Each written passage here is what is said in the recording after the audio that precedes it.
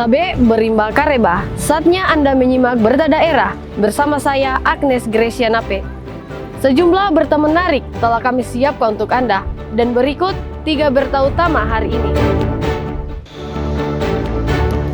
2 mantan pejabat pemerintah Kabupaten Parigi Motong dan Morowali ditahan karena diduga terlibat kasus korupsi. Pengelola Bandara Mutiara Sis Al Jufri menargetkan penerbangan internasional pada Januari 2026. Tim SAR gabungan masih melakukan pencarian terhadap nelayan hilang di perairan Pulau Dua.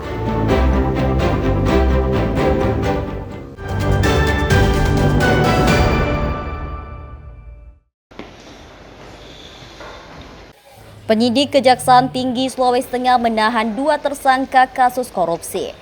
Mereka adalah HB, mantan Kepala Dinas PUPR Kabupaten Parigi Motong dalam kasus dugaan korupsi pembangunan 3 ruas jalan, dan AU selaku pejabat pembuat komitmen dalam kasus dugaan korupsi pembangunan MES pemerintah daerah Morowali. Kedua tersangka resmi ditahan di rumah tahanan negara kelas 2A Palu sejak Senin pagi. Mereka dibawa dengan menggunakan mobil tahanan kejaksaan. Penahanan mantan pejabat itu berlangsung selama 20 hari ke depan. Penyidik Kejaksaan Tinggi Sulawesi Tengah menyebut penahanan kedua tersangka dilakukan untuk memperlancar proses penyidikan. Ya, hari ini penyidik pidana khusus Kejaksaan Tinggi Sulawesi Tengah baru saja melakukan penahanan terhadap 2 orang tersangka. Satu inisial AU, yaitu pejabat pembuat komitmen dalam perkara pengadaan MES Pemda Morowali. Kemudian inisial HB merupakan mantan Kadis PUPR tahun 2023 Kabupaten Parigi Motong dalam perkara pekerjaan 3 ruas jalan di PUPR tahun 2023. Sebelum penahanan kedua tersangka terbaru tersebut, penyidik Kejati Sulteng juga telah menahan 3 tersangka lain dalam kasus korupsi pembangunan 3 ruas jalan di Kabupaten Parigi Motong tahun anggaran 2023, masing-masing berinisial IS, SA, dan NM. Tersangka NM ditahan di Lapas Perempuan Maku, Kabupaten Sigi, sedangkan SA dan IS ditahan di Rutan Kelas 2A Palu. Para tersangka dijerat Pasal 2 dan Pasal 3 Undang-Undang Nomor 20 Tahun 2001 tentang pemberantasan tindak pidana korupsi.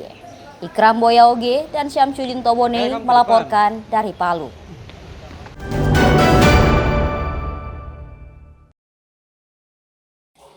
Maraknya aktivitas tambang nikel di Indonesia belum selaras dengan besarnya manfaat yang diterima daerah penghasil.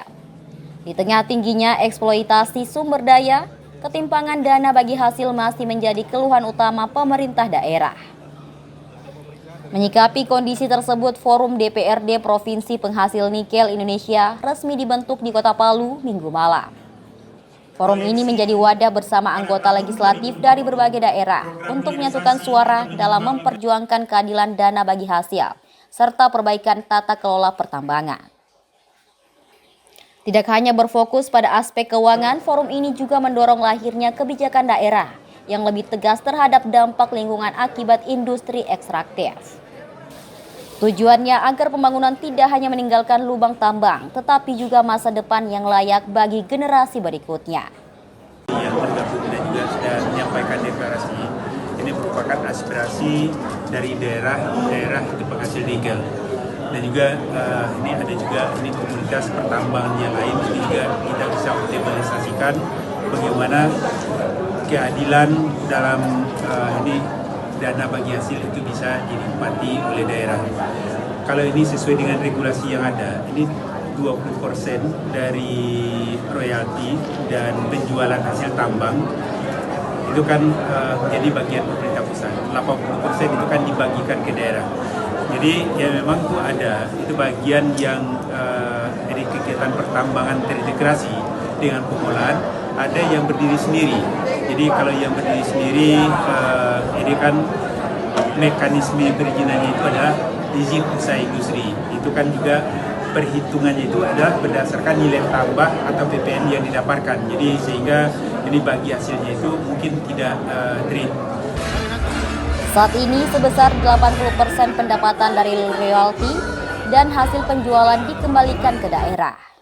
Selain soal pembagian anggaran, hal lain yang mendesak adalah transparansi data produksi tambang. Menurutnya, keterbukaan informasi akan memudahkan daerah dalam mengawasi dan menghitung haknya sesuai aturan. Karena ada dua hal yang harus kita dorong. Yang pertama adalah bagaimana ada perubahan regulasi. Regulasi soal dana bagi hasil atau pengenaan PNBP itu, terutama dalam kaitannya dengan izin usaha industri.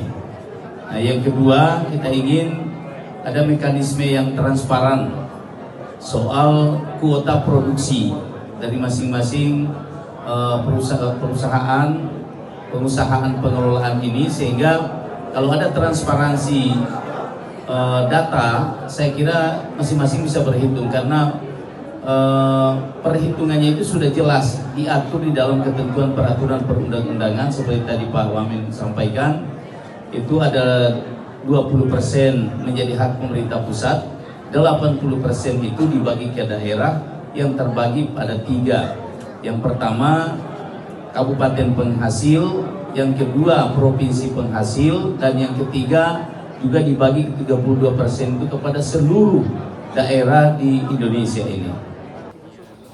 Forum DPRD Provinsi Penghasil Nikel ini diharapkan menjadi kekuatan kolektif bagi daerah-daerah penghasil nikel seperti Sulawesi Tengah, Maluku Utara, Sulawesi Selatan, Sulawesi Tenggara hingga Papua Barat Daya. Di tengah pesatnya industri hilirisasi, daerah dituntut tidak hanya menjadi penonton, melainkan penerima manfaat yang adil atas kekayaan alam yang mereka miliki. Syahrul Syahya dan Syamsuddin Tobone melaporkan dari Palu.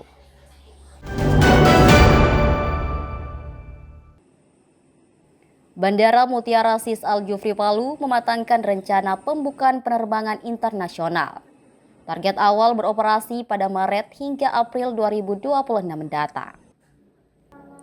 Renovasi sarana dan prasarana bandara saat ini tengah dikerjakan, termasuk penyiapan terminal kedatangan dan keberangkatan sebagai bagian pemenuhan standar penerbangan internasional. Pihak bandara telah mengalokasikan dana renovasi terminal Mutiara Sis Al Jufri secara bertahap hingga awal tahun 2026. Selain itu, fasilitas karantina, imigrasi dan bea cukai atau QIC juga mulai dilengkapi. Hal ini menjadi syarat utama dalam melayani penerbangan internasional, baik untuk penumpang maupun barang. Dari sisi rute, sudah ada pembicaraan awal melalui pemerintah Provinsi Sulawesi Tengah. Sejumlah pihak disebut menunjukkan minat untuk membuka penerbangan internasional dari Cina ke Palu dan selanjutnya ke Morowali. Untuk kesiapan terminal, ya, baik keberangkatan ataupun kedatangan.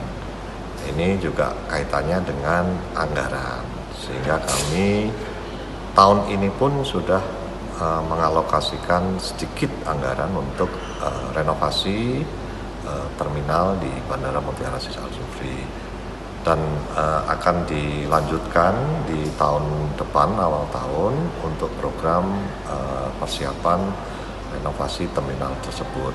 Kaitannya sama penerbangan, memang sudah ada beberapa pembicaraan melalui Pemda, yaitu Pemprov. Ada beberapa pengusaha, ya, yang memang berminat untuk melakukan penerbangan internasional dari China ke Palu, Palu ke Morowali. Seperti itu.